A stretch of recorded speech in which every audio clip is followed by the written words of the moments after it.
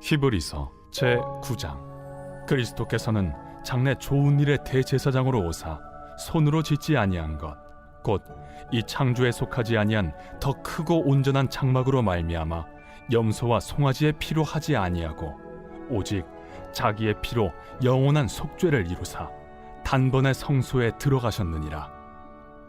염소와 황소의 피와 및 암송아지의 죄를 부정한 자에게 뿌려 그 육체를 정결하게 하여 거룩하게 하거든. 하물며 영원하신 성령으로 말미암아 흠없는 자기를 하나님께 드린 그리스도의 피가 어찌 너희 양심을 죽은 행실에서 깨끗하게 하고 살아계신 하나님을 섬기게 하지 못하겠느냐. 이로 말미암아 그는 새 언약의 중보자시니 이는 첫 언약 때에 범한 죄에서 속량하려고 죽으사 부르심을 입은 자로 하여금 영원한 기업의 약속을 얻게 하려 하심이라. 유언은 유언한 자가 죽어야 되나니 유언은 그 사람이 죽은 후에야 유효한즉 유언한 자가 살아있는 동안에는 효력이 없느니라. 이러므로 첫 언약도 피 없이 세운 것이 아니니 모세가 율법대로 모든 계명을 온 백성에게 말한 후에 송아지와 염소의 피 및 물과 붉은 양털과 우슬초를 취하여 그 두루마리와 온 백성에게 뿌리며 이르되 이는 하나님이 너희에게 명하신 언약의 피라. 또한 이와 같이 피를 장막과 섬기는 일에 쓰는 모든 그릇에 뿌렸느니라. 율법을 따라 거의 모든 물건이 피로써 정결하게 되나니 피 흘림이 없은즉 사함이 없느니라. 할렐루야. 사랑하는 열린문교회 성도 여러분, 지난밤도 주님 주신 은혜와 평강 가운데 단잠 주무셨습니까? 아침을 깨우는 말씀, 목요일 이 아침에 주님께서 저와 여러분에게 주시는 말씀은 히브리서 9장 11절로 22절까지의 말씀입니다.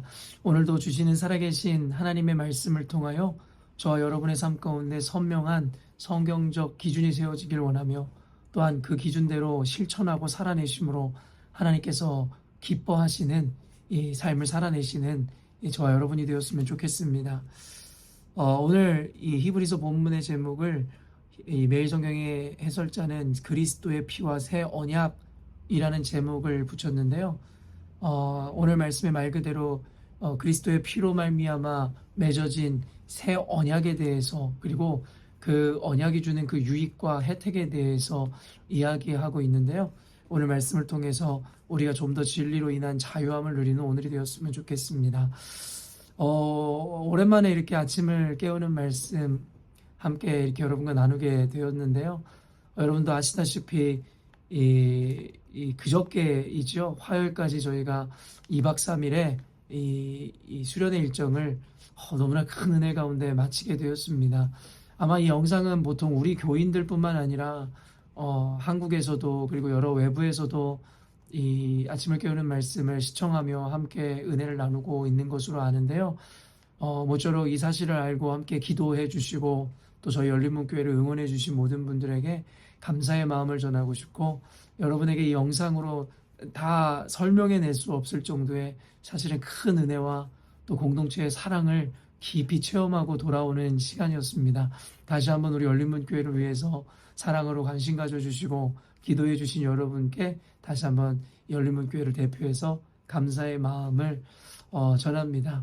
어찌되었든지 간에 이 아침을 깨우는 말씀을 또한 많은 분들이 또 기대하시고 또한 기다리셨을 것이라고 생각하는데요. 오늘부터 다시 이제 원래대로의 일정으로 루틴으로 함께 아침을 깨우는 말씀을 나누게 될 것인데 여러분 계속해서 아침을 깨우는 말씀을 통해 은혜 받으시고 말씀으로 하루를 시작하시는 여러분의 삶이 되었으면 좋겠습니다. 아까도 이야기했지만 오늘 히브리서 본문에는 새 언약의 중보자로 오신 주님 그리고 그 새 언약을 그리스도의 희생과 그 피로 이루신 그 예수님의 은혜에 대해서 함께 나누고 있는데요. 히브리서 기자는 그 언약에 대한 개념을 이렇게 설명하고 있습니다.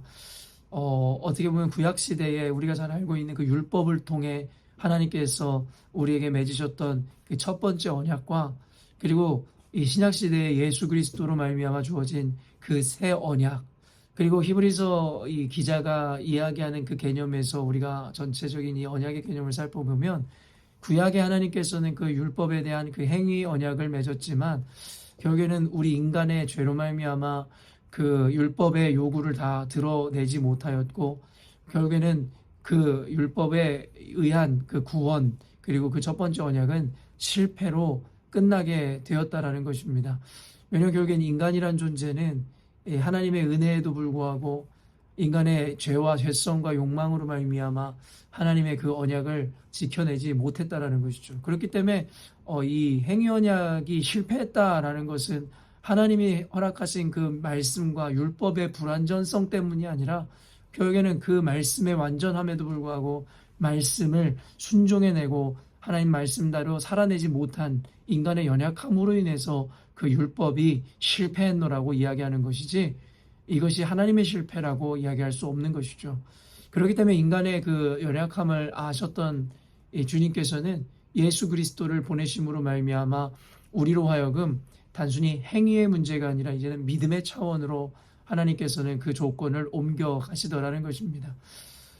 그래서 오늘 이 예수님의 제사에 대해서 이 말씀하고 있는 이 장면에 보면 11절에 12절 읽어보면 그리스도께서는 장래 좋은 일의 대제사장으로 오사 손으로 짓지 아니한 것 이 창조에 속하지 아니한 더 크고 온전한 장막으로 말미암아 염소와 송아지의 피로 하지 아니하고 오직 자기의 피로 영원한 속죄를 이루사 단번에 성소에 들어가셨느니라.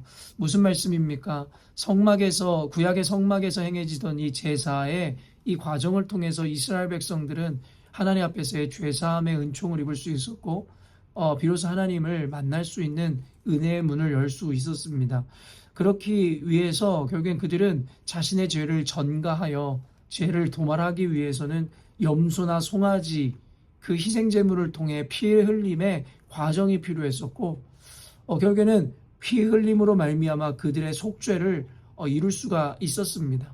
그럼 여러분도 아시다시피 인간이란 존재는 한 번 죄사함을 받았노라 하여 깨끗해지는 것이 아니라 또 다른 죄를 짓고 또다시 죄를 짓기 때문에 그들은 끝없이 이와 같은 희생제물을 바치고 준비할 수밖에 없었다라는 것이죠. 그게 여러 가지 의미에서 그들을 구속하고 그들의 삶 가운데 여러 가지 불편한 어떠한 조건이 될 수밖에 없었음을 우리가 상상할 수 있습니다. 물론 배려해 하시는 하나님, 각자의 사정을 아시는 주님께서 꼭 이런 이 염소나 송아지 외에도 각자의 이 형편에 따라 때로는 비둘기나 어떠한 새 종류 혹은 심지어는 곡식으로도 하나님 앞에 어떠한 예물을 드릴 수 있는 배려를 해주셨지만 결국에는 불가피하게 필요한 것이 바로 이와 같은 매개, 희생 제물이 꼭 필요했다라는 것이죠. 그렇기 때문에 이 히브리서 기자가 이야기하는 예수 그리스도로 말미암아 그의 피로 말미암아 맺어진 이 새 언약이 더 좋은 언약 그리고 더 완전하다라고 이야기하는 이유는 예수 그리스도의 단번에 죽으심으로 말미암아 이제는 더 이상 우리에게는 이와 같은 희생 제물을 준비하거나 그리고 마련해야 되는 그와 같은 불편함 내지는 여러 가지 어려움들에서 벗어날 수 있게 되었다라는 것이죠.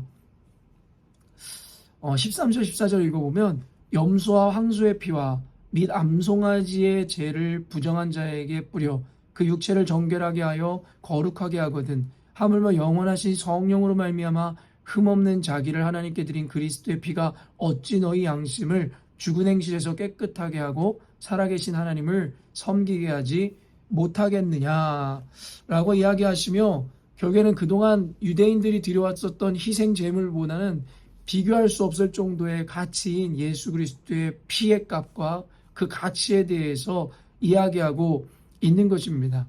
그렇기 때문에 이제 그 새 언약 예수 그리스도를 우리가 믿음으로 말미암아 얻게 된 그 새 언약은 결국에는 또 다른 재물을 지속적으로 준비하고 마련해야 하는 그와 같은 과정이 더 이상 필요하게 되지 않았다라는 것이죠. 그래서 예수님을 믿음으로 말미암아 단번에 죽으신 예수의 피로 말미암아 우리는 이제는 그 구원의 은혜에 동참하고 그것을 누릴 수 있게 되었다라는 것입니다.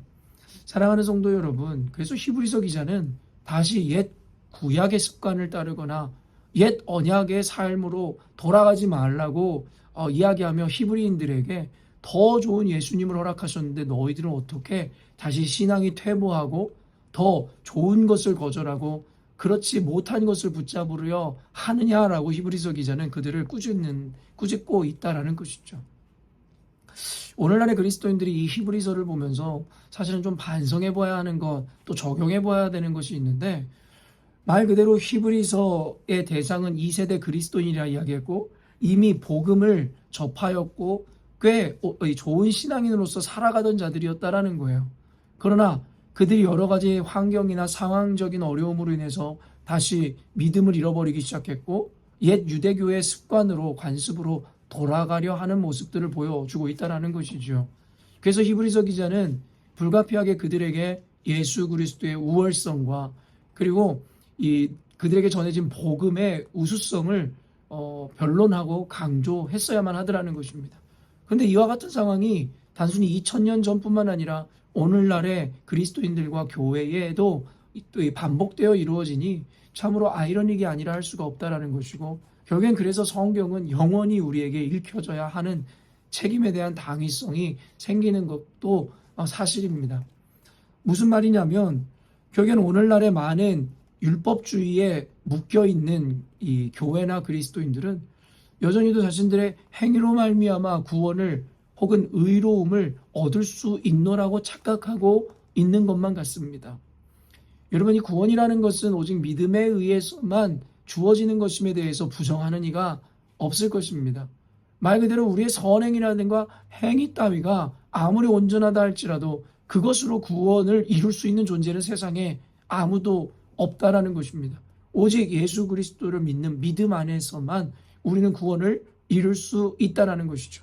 그런데 오늘날의 거짓 가르침이나 결국에는 이 복음에 대해서 물타기를 하는 자들을 보면 결국엔 끊임없이 사람에게 어떤 행위를 강조하고 결국에는 교회의 본질이라는 것이 결국엔 선행인 것처럼 결국엔 탈바꿈함으로 말미암아 교회를 조금씩 변질시키기 시작하는 것이고 복음을 변질시키며 예수 그리스도의 피의 가치를 조금씩 격화시키고 무너뜨리고 있더라는 것입니다. 교회의 모양을 갖추고 있지만 결국엔 그리스도의 영광을 나타내는 것이 아니라 그리스도의 영광을 땅에 떨어뜨리고 있는 집단이 오늘날의 세속화되고 인본주의화된 교회들이라는 것이죠. 그리고 또 다른 의미로는 율법주의화된 교회라고 이야기할 수 있습니다. 여러분, 세상에는 통념이라는 것이 존재합니다. 그들이 생각하는 통념 안에서의 선행이라는 것은 어떤 행위로 누군가에게 무엇을 해주거나 사회적 윤리나 도덕의 어떤 규범을 따라 어떤 행위를 나타내면 그것을 선이라고 또한 착한 일, 좋은 일을 했다라고 이야기합니다. 말씀의 근거가 아니라 사회적 통념이나 윤리적 개념으로 선악을 나누기 시작하니 그리고 그 기준이 교회까지 들어오게 되니 결국에는 그리스도의 법, 말씀의 법이 결국에는 깨어지기 시작하고 그 질서가 무너지더라는 것이죠. 그래서 사회에서의 정의, 사회의 안녕이 곧 그리스도의 안녕이고 교회의 안녕이라는 착각을 함으로 말미암아 심지어 이제 주객의 전도가 되어 세상의 선으로 결국에 하나님의 말씀이 강조하는 그 선이라는 것이 결국에는 훼손되고 무너지기 시작하더라는 것입니다. 사랑하는 성도 여러분, 성경에서는 우리의 윤리 규범이나 당연히 도덕적인 개념을 성경이 어떤 조직이나 세상보다 더 강조합니다. 사실 오늘날의 윤리 규범이라는 것들의 근본도 성경에서 시작된 것이나 다름없다라고 저는 생각합니다. 살인하지 말고 거짓 증거하지 말고 부모를 공경하고 사회 통념상 윤리의 규범상 옳다라고 여기는 모든 것들이 다 성경에서 근거하고 있다라는 것이에요. 그런데요, 우리가 잊지 말아야 하는 것은 단순히 사회 통념이랑 교회 그리고 성경에서 가르치는 개념이 일치할 때에 라야 우리가 그것을 하나님의 법이라고 이야기하는 것이 아니라 결국에는 때로는 세상의 윤리와 규범 또 변질되어지고 바뀌어지는 시대 정신에 어긋날지라도 하나님의 말씀이 그렇다면 그것이 더 세상의 윤리나 세상의 관념보다 더 우월한 가치이며 기준이 되어야 할진데 오늘날의 그리스도인들과 교회가 그것을 혼동함으로 말미암아 하나님의 말씀과 기준을 훼손하는 일들이 일어나게 되더라는 것입니다. 사랑하는 성도 여러분, 제가 여러분들에게 그렇다고 하여 어떤 행위라든가 실천이라는 가치를 제가 여러분들에게 무시하거나 그것들에 대해서는 여러분이 지키지 않아도 된다라는 이야기를 하는 것이 결코 아님을 알 것입니다.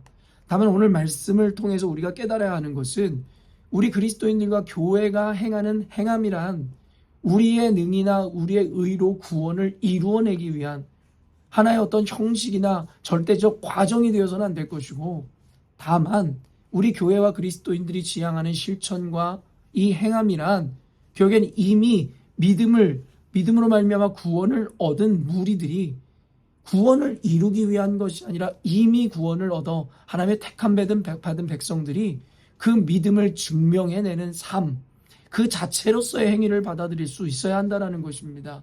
조금 복잡하고 헷갈릴 수 있는 개념이겠지만 여러분들이 믿음으로 그동안 훈련받아왔다면 이 개념이 무엇인지 분명하게 알 것입니다.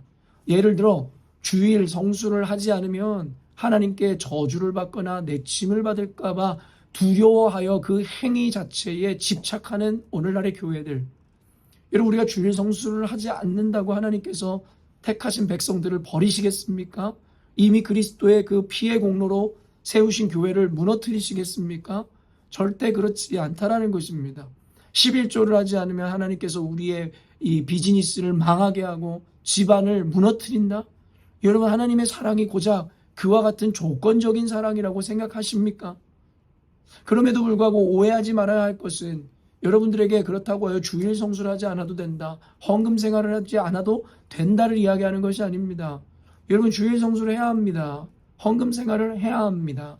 그러나 그것을 자신의 의로 붙잡거나 그 행위 자체에 집착하는 것이 아니라 지금부터 우리가 지켜내는 주일 성수란, 우리가 지켜내는 헌금 생활이란 그로 말미암아 하나님의 인정을 받거나 구원을 얻기 위해서, 축복을 받기 위해서가 아니라 결국에는 이미 모든 것 이루신 주님 앞에, 모든 감사의 조건을 우리에게 채우신 주님 앞에 감사함으로, 그 사랑에 감격함으로, 또한 주님의 기쁨이 되기 위해서 우리는 그 일들을 행하는 것이라는 개념. 여러분, 오늘 말씀을 분명히 기억하시고 이것에 대해서 여러분이 여러분 삶 가운데 적용해내시고 체화시켜내셔야 진정한 기독교, 이 신앙이 주는 자유를 만끽하게 되는 것이고 이 신앙이 주는 기쁨을 비로소 깨닫게 되는 것입니다. 그렇기 때문에 오늘 말씀을 여러분 들으시고 묵상하시면서 이 말씀의 의미와 새 언약, 완전한 이 희생 제물이 되신 예수님의 그 은혜에 대해서 여러분이 분명히 깨달으심으로 같은 행위를 할지라도 그 행위의 의미를 바로 찾아 하나님께서 기뻐하시는 삶의 열매를 맺으시는 저와 여러분이 되어야 할 것입니다. 다시 한번 강조하지만 오늘 메시지가 여러분, 오늘날의 교회와 그리스도인들에게 너무 중요합니다. 예수를 믿으면서도 여러 가지 종교 행위와 의무와 형식에 묶여 있었던 분들, 율법에 빠져 허우적대고 있었던 분들, 오늘 예수 그리스도의 그 피로 말미암아 우리를 자유케 하시는 그 주님의 은혜와 자유를 마음껏 누리시는 오늘이 되었으면 좋겠습니다. 함께 기도하겠습니다. 하나님 아버지, 감사합니다. 오늘 이 새 언약의 중보자이며 또한 그 완성을 이루신 그 주님으로 말미암아 우리 가운데 진정한 자유를 명하여 주시니 감사합니다. 이미 예수 그리스도의 피값으로 인하여 완전한 자유에 이르렀거늘 여전히도 여러 가지 행위나 율법에 구속되어 살아가는 오늘날의 안타까운 교회들을 보게 됩니다. 또 때로는 스스로 의의로운 양, 그리고 자신들의 행위에 강조함으로 예수 그리스도의 피값과 예수 그리스도의 공로를 빼앗아가려 하는 이들을 보게 됩니다. 하나님 아버지, 이미 예수 그리스도의 피로 말미암아 우리의 교회는 완전해지고 구원을 이루어낸 줄로 믿습니다.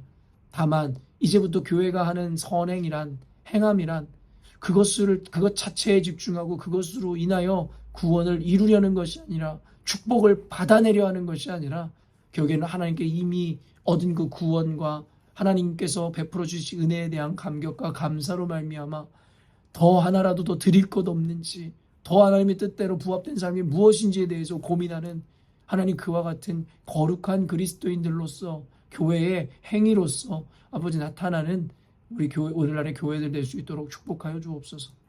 모쪼록 우리 사랑하는 성도들로 하여금 이 신비로운 말씀의 은혜와 이 자유함의 도를 바로 깨달을 수 있는 지혜 허락하여 주시고, 그들 안에 아버지 왜곡된 지식과 지혜가 아닌 오직 성령의 지식과 지혜가 담겨 복음이 주는 진정한 자유를 받아 누리는 우리 열린문교회 성도들 되게 하여 주옵소서.